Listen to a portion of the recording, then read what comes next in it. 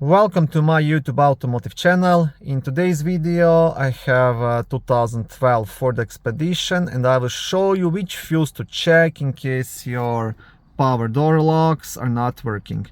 This video will apply to Ford Expeditions made from 2007 all the way up to 2014.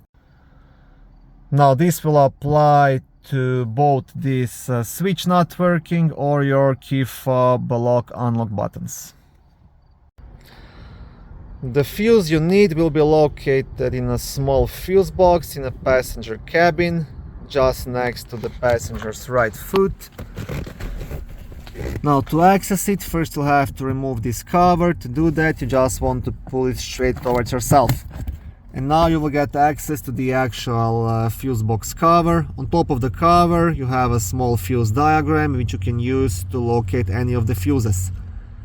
To remove the cover, you will have two black tabs, one on this side, one on the opposite side. So you want to press onto both of those and pull the cover towards yourself.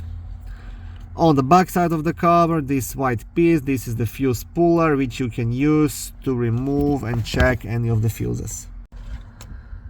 And the power door locks fuse is fuse number 17, which is a 20 amp fuse located up here.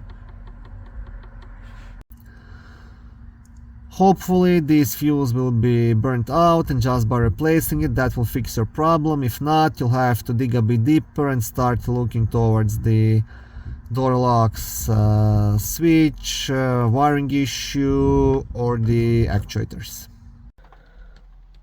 Okay, thank you for watching this short video. I hope it was helpful and educational. If it was, please like it and consider subscribing to my YouTube automotive channel.